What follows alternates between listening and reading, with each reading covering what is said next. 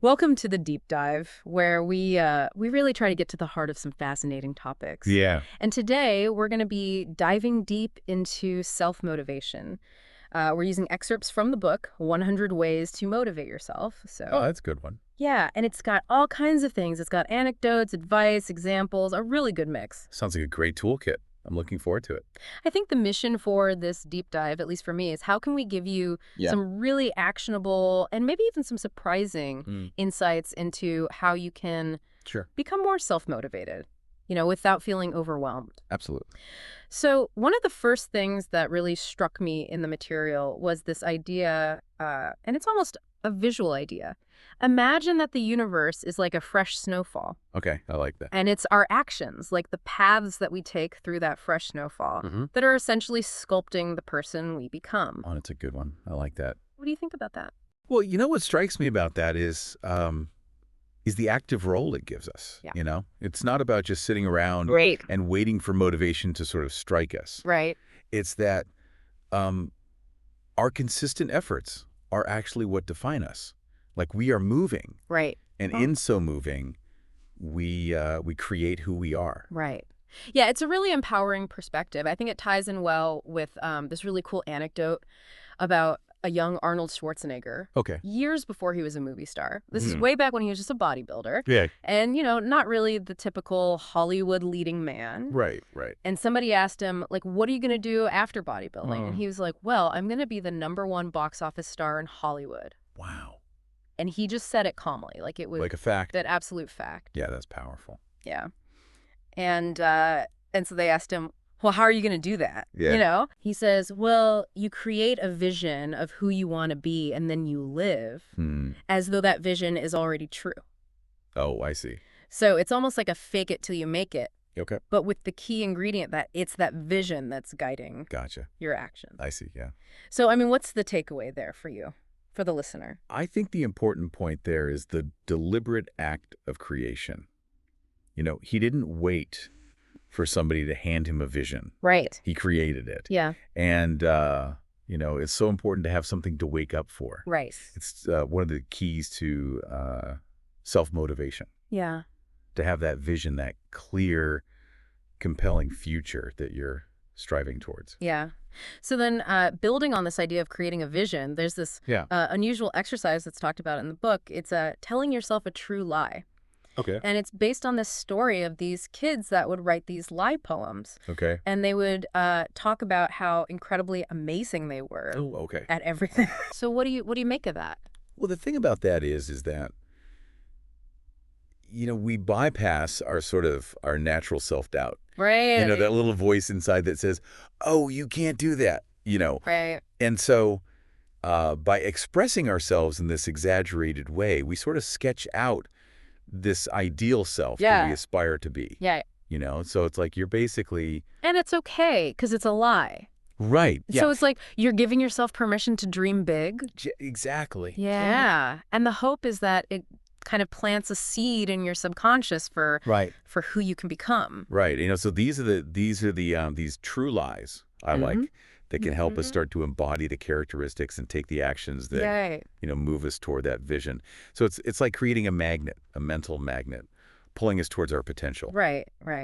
So it seems like one of the keys to self-motivation is to actively create a compelling future self in our minds.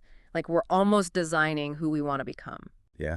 Yeah, I like that. Design your own future. I like that. Now let's talk a little bit about concentration. Yeah. Because this is a really key element in the material. Yeah. And there's a great analogy from Dallas Cowboys coach Jimmy Johnson. Okay. He talks about walking across a 2x4 that's just lying on the floor. Yeah. Pretty much anybody could do that. Right.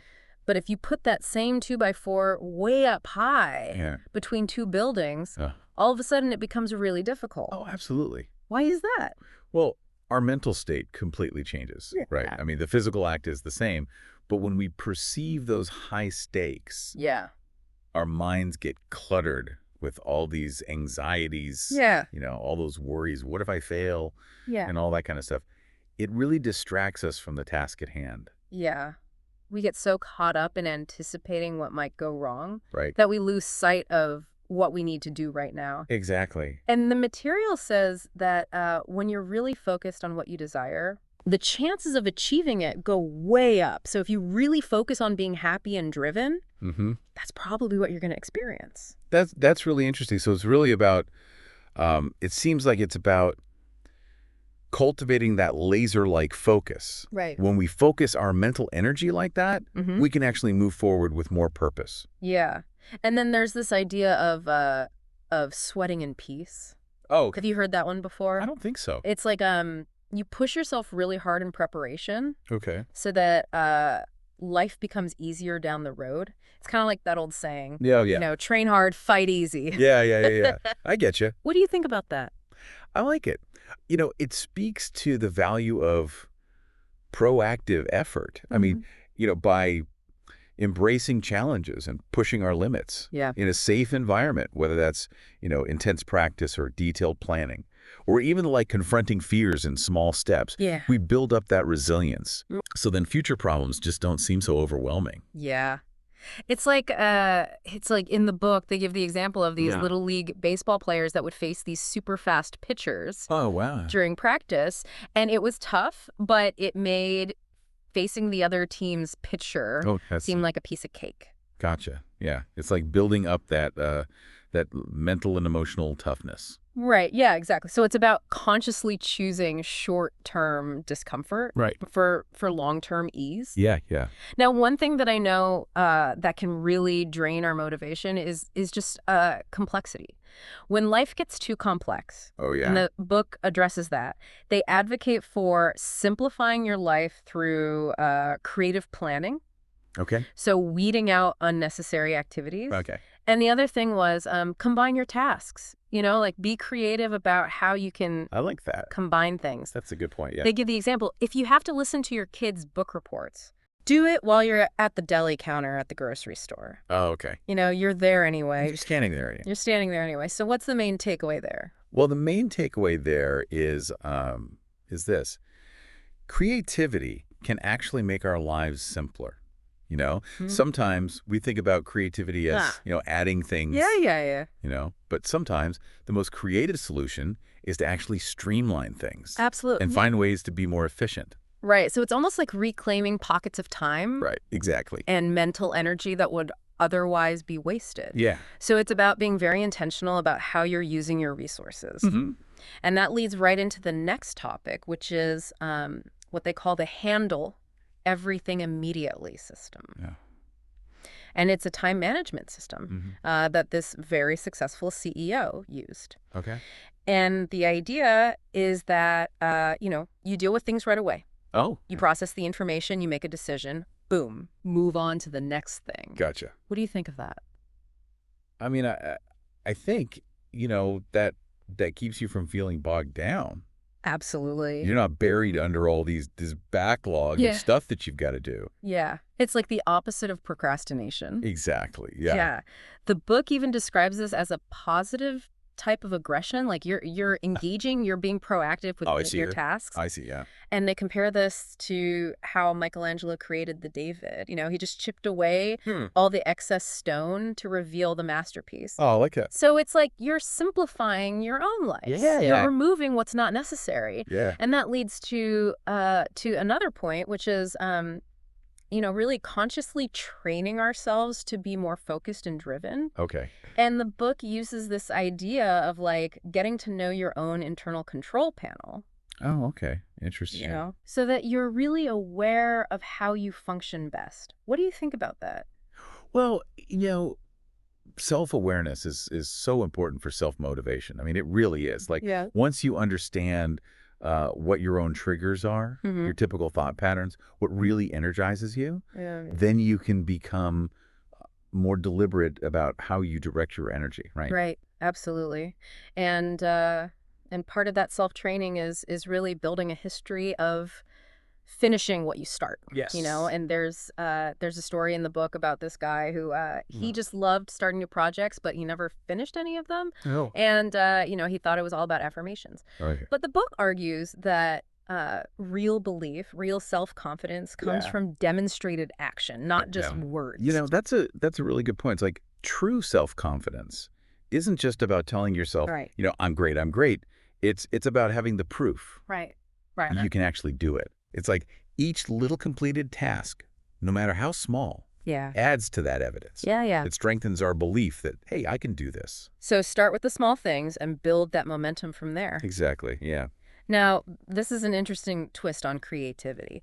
The book views the unexpected as a form of creativity. Oh. So it's not just about being original, Yeah. it's about how you respond to the unforeseen. That's an interesting way to look at it. What do you think? Yeah, I mean, it takes the pressure off of always having to come up with something brand new. Right. And it really emphasizes our ability to adapt and find novel solutions Right. when things don't go as planned. So like life throws you a curveball. Yeah. And you say, okay, what am I going to do with this? Mm-hmm. It's about flexibility and resourcefulness. Yeah. Yeah. That's what makes people creative in the face of the unexpected. Right. So don't see it as a roadblock, but as an opportunity. Absolutely. Yeah. Now, it was interesting to read about the host speaker's initial skepticism Okay. towards self-help books, Really? but then Yeah. they ended up reading The Master Key to Riches by Napoleon Hill, Mm-hmm. and it really helped them to develop self-motivation. Oh, wow. So it just shows that you can find these transformative ideas in the most unexpected places. Right. And you have to keep an open mind. You do. You do. So what's the big takeaway from The Master Key to Riches? Well, the main idea is that we need to take control of our own minds. Mm. That's really the foundation of self-motivation. It's like that's the one thing we have ultimate control over. Exactly. Yeah. And there's also this point about audiobooks being a really personal, almost like a one-on-one learning experience. Oh, yeah. I love audiobooks. Yeah, it's like you can be driving and listening to Wayne Dyer, whoever. Mm-hmm. No, it's great. I mean, it makes it so much more accessible, because you can just integrate it into your daily routine. Right. It's like having a personal mentor right there with you. It really is, yeah. All right. So Napoleon Hill also talked about this unbeatable rule for the mastery of sorrows and disappointments. Okay. What do you make of that? Mastery of sorrows. Yeah, the mastery of sorrows and disappointments. It sounds pretty intense. And the way you master it is through planned work. Oh, okay. So when you're feeling down, right. discouraged, the way to lift yourself up is by engaging in purposeful activity. I see. So it's like intentional action as a remedy, as a counter to those negative feelings. Right. Because planned work gives you structure, accomplishment, which combats that helplessness that you often feel when you're down. Yeah. There's even a phrase, intention deficit disorder. Oh, okay. Where you just don't have a plan, so you don't really know what to do with yourself. That's a good point. And they give an example of a businessman who plans his entire week on his computer, and he finds that he gets so much more done. Oh, I can see that. It's like taking charge of your time and energy, even when you may not feel like it. Right. Now, have you ever heard of this analogy of bouncing your thoughts? Bouncing your thoughts? No, I don't think so. It's a really interesting analogy for reprogramming pessimistic thinking. Okay. So you picture like dribbling a basketball. Okay. Right. Yeah. And the idea is you consciously choose optimistic thoughts. Okay. Even if they feel a little forced at first, until they become a habit. Oh, so it's sort of like a mental workout. Yeah, I like that. Yeah. And it's recognizing that your habitual ways of thinking are just that.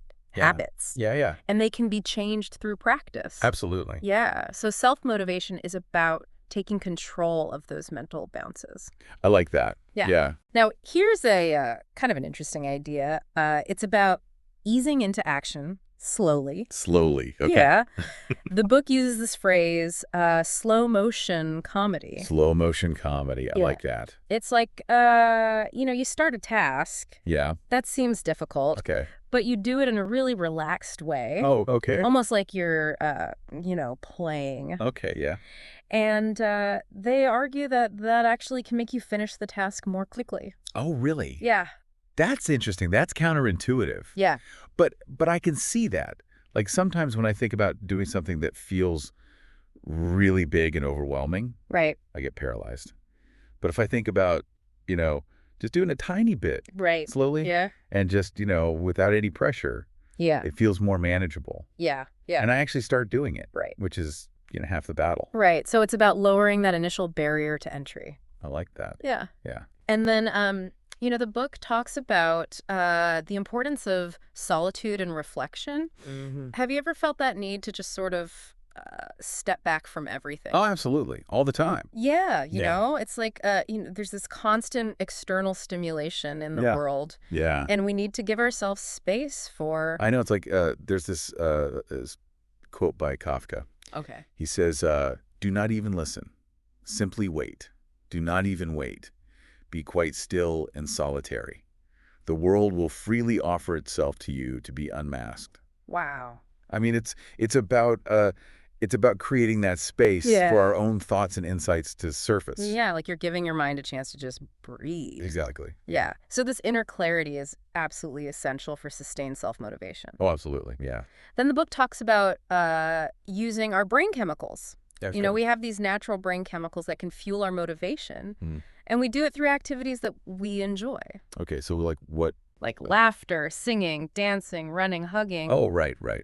So what do you think about that? I think it's a great reminder that we have access to these natural mood boosters. Right. And we don't have to rely on external substances to feel good. Yeah, yeah. I like what Fran Tarkenton said. He said, if it's not fun, you're not doing it right. I love that quote. Yeah, it's great. So it's about consciously choosing to engage in things that bring you joy. Mm-hmm. Now, here's an interesting connection. Self-motivation and building strong relationships. Okay. So the book argues that having a solid, positive relationship with yourself is actually a prerequisite for relating to others effectively. Oh, interesting. So you got to have a good relationship with yourself before you can have a good relationship with other people. And they talk about creativity being a key aspect of building those connections. Oh, I see. They tell the story of this woman named Margie who she used to, I think she had a black marker, and she'd put it on her nose whenever her kids would misbehave. Oh, really? It was just a funny thing. It wasn't, she wasn't being mean. Right. But the point is that she used a creative approach to discipline. That's great. So she used her creativity to solve a problem. Right.